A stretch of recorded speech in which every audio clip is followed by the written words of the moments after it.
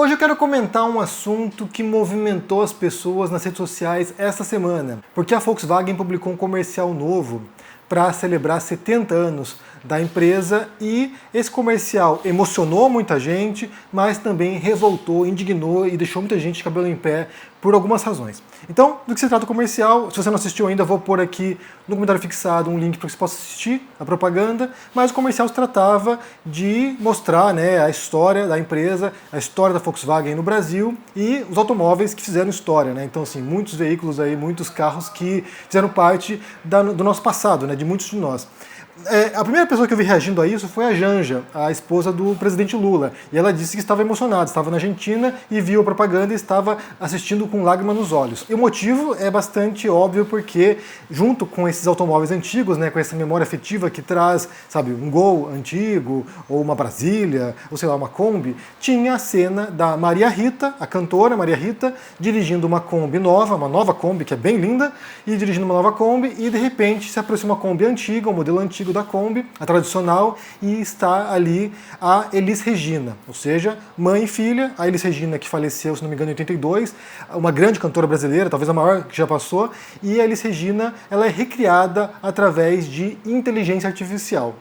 Então, isso gerou inúmeras reações, algumas emotivas, como eu falei, e outras de choque, de espanto, por muitas razões. Eu quero explorar aqui alguns pontos para a gente poder pensar aqui e abrir algumas perspectivas sobre esse tópico, Muita coisa foi debatida, inclusive sobre perspectivas bastante incomuns, mas a primeira delas tem a ver com o fator emotivo. E aí eu posso dizer uma coisa para vocês, Não tem nada de errado de você assistir uma propaganda, seja da Volkswagen agora, Elis Regina cantando junto com a filha, com a Maria Rita, ou outras propagandas que têm esse teor emotivo, e se emocionar de fato, porque esse é o trabalho de muitos publicitários. Eles tentam nos agarrar, eles tentam nos pegar através desse fator emocional. Eles tentam nos convencer a comprar um produto porque há um elo, há uma ligação com a marca que vai além do racional, que vai além de você calcular, o preço desse produto vale aquilo que ele fornece, vale aquilo que ele representa. Você vai por um apego emocional. É assim que funciona com muitas marcas, Uma marca de roupa esportiva, uma marca de comida, de fast food, uma marca de refrigerantes e assim por diante. Então, você cria um elo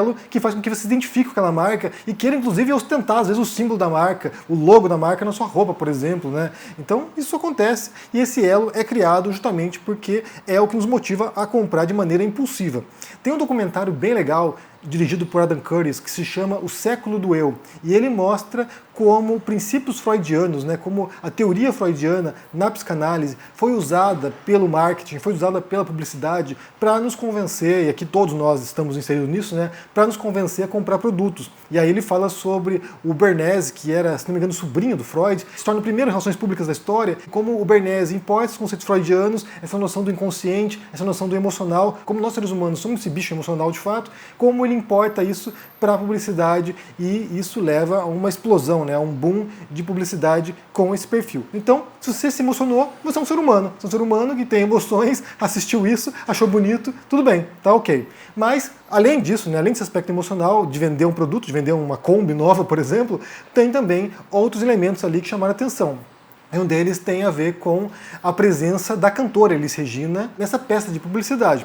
Porque Elis Regina, ela foi uma cantora que, aquilo que se chama em inglês, maior do que a vida, em inglês, bigger than life, que é aquela figura solar, aquela figura, central, que acaba movendo a cultura, acaba movendo a música, acaba movendo tudo que ela toca. Alguém que tinha um poder transformador muito maior do que mera representante musical. E ela era alguém que participou ativamente de muitos movimentos, inclusive ajudando grevistas da Volkswagen durante a ditadura. E aí, esse é um outro aspecto, porque a Volkswagen ela foi uma das poucas empresas no Brasil a reconhecer e a tentar minimizar o passado de relação com a ditadura brasileira. Porque muitas empresas acabaram se associando com o governo repressivo, com o governo autoritário, inclusive denunciando funcionários, inclusive participando de mecanismos arbitrários da ditadura, e a Volkswagen foi um desses casos. Então associar uma cantora como Elis Regina, que era alguém que se opunha à ditadura, de maneira velada muitas vezes, de maneira um pouco mais aberta às circunstâncias, que confrontava o regime, associar uma cantora como ela com a marca Volkswagen, e esse histórico de relação com a ditadura, acabou soando perverso para muita gente. Mas, além disso, também tem um outro fator, que é a própria canção que ela canta, né, que é Como Nossos Pais, uma canção originalmente do Belchior, e que também tinha esse caráter de protesto, esse caráter, sabe, sutil de questionar, e não tão sutil assim na verdade, mas de questionar a ditadura, de questionar os tempos atuais da época deles, né, anos 60, aqui anos 70, de questionar aquele momento.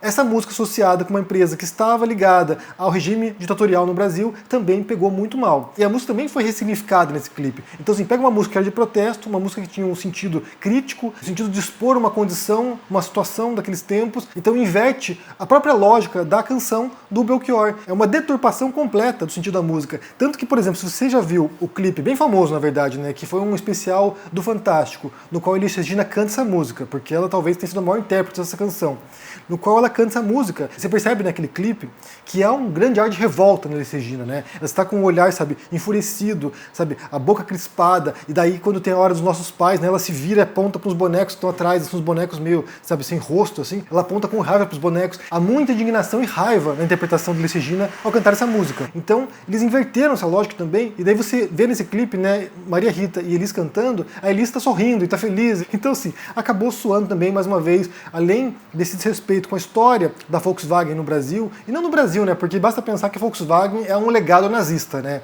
Acho que vocês já devem saber disso, mas a Volkswagen foi criada pelo Hitler, no governo nazista, como um símbolo da industrialização do país, ou da reindustrialização da Alemanha, e a Volkswagen era o carro do povo, né? Então, assim, tinha toda a mensagem, todo o espírito nazista de acesso do povo, dessa camada popular, a certas condições, que era também o automóvel como esse símbolo. Então, assim, havia o histórico da Volkswagen vinculado ao nazismo, isso na Alemanha, mas também vinculada à ditadura no Brasil. Então, assim, além dessa negação da história, também há uma negação do sentido cultural da música e do que ela desempenhou no imaginário desse enfrentamento à ditadura. Tirando esses elementos que são fundamentais para compreender o horror de muita gente em relação à propaganda, também tem a ver com o uso da IA para recriar a Elis Regina.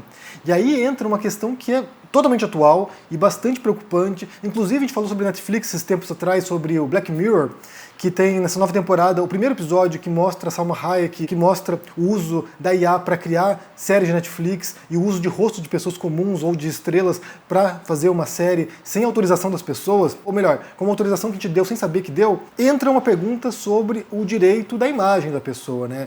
Quem tem o poder aqui, o que eu falo sobre Maria Rita, sobre os herdeiros da Elis Regina, sobre, sei lá, quem é o herdeiro do espólio da Elis Regina, quem tem o direito de permitir com que uma empresa de publicidade ou a Volkswagen use a imagem da Elis Regina, falecida há mais de 30 anos, para fazer uma peça publicitária hoje? Quem tem esse direito? Quem permite esse tipo de coisa? Qual é, de fato, o limite para isso, né? Você pode permitir com que uma figura histórica morta recentemente defenda uma mensagem que vá totalmente contrária àquilo que ela defendia em vida? Você pode pegar, sabe, um cientista importante para defender algo negacionista da ciência? Você pode pegar a cara de uma cantora como Elis Regina para defender algo que era contrário aos ideais que ela tinha em vida? Como é que isso funciona, né? Como é que é essa dinâmica? Como é que a gente pode esperar agora que isso vá se dar no mundo real agora, hoje ou no futuro próximo?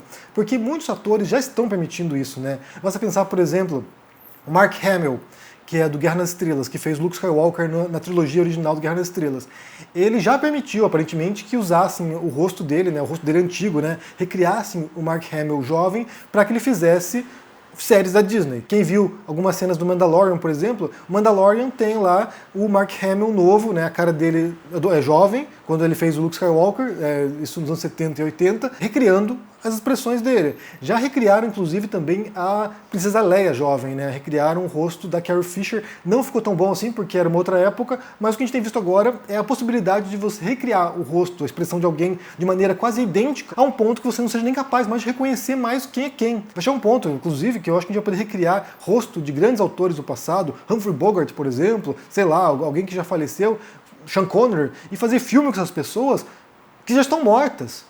E aí a pergunta de fato é quem determina o uso que se pode fazer da imagem dessa pessoa, do rosto da pessoa, da ideia da pessoa, da expressão da pessoa. Então, sim, para mim esse é o ponto mais bizarro de todos, porque chega no limiar de ficção científica e de preocupação sobre o nosso legado existencial. Porque agora não é mais apenas de ideias, não é apenas mais de fala, ou de como as ideias serão reproduzidas, mas é de copiarem a sua cara e usar essa cara em algum outro contexto que não tem nada a ver com aquilo que você significava, representava. Ou mesmo se tiver a ver com aquilo que você dizia também. Quem permite isso? Alguns podem dizer, né, mas foi a Maria Rita que permitiu. Ela tem esse direito de permitir que o rosto da mãe dela seja recriado.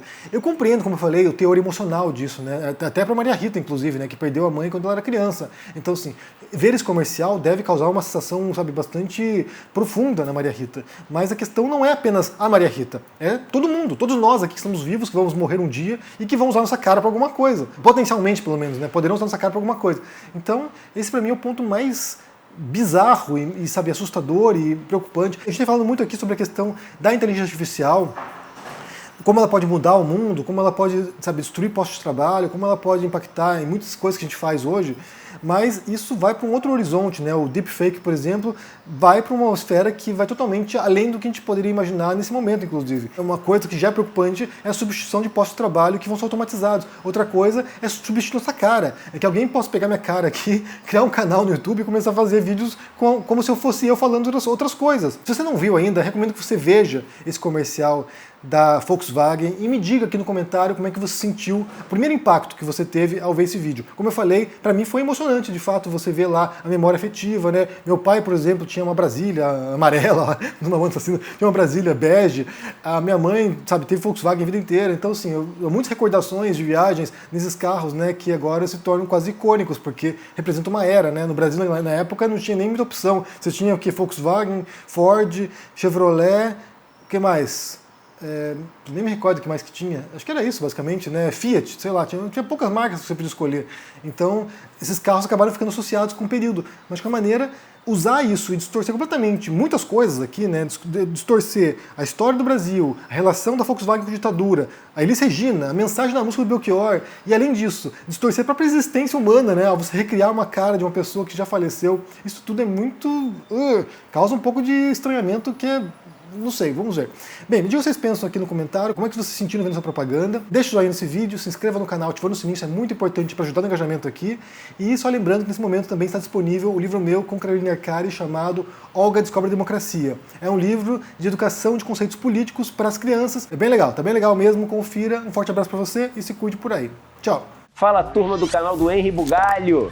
Eu sou Eduardo Moreira e tenho um convite especial para fazer para vocês. Imagina ter uma aula com os dois maiores economistas da nova geração do Brasil, te explicando de uma vez por todas sobre taxa de juros, meritocracia, inflação e tudo o mais que você sempre quis saber, mas nunca entendeu. Isso vai acontecer no dia 9 de julho, um domingo, às 8 horas da noite, numa aula ao vivo com Juliane Furno e Pedro Rossi, que acabaram de escrever esse livro incrível e que estão nos dando o privilégio de poder ter essa aula com eles. Para vocês se inscreverem nessa aula gratuitamente, é só clicar no link aqui em cima ou aqui embaixo. Vai por mim? Dica de amigo? Não perde essa aula não. Nunca mais sua visão sobre economia vai ser a mesma. E a partir dela, você vai poder discutir com quem você quiser sobre todos esses assuntos econômicos. Se inscreve lá agora e a gente se vê na aula.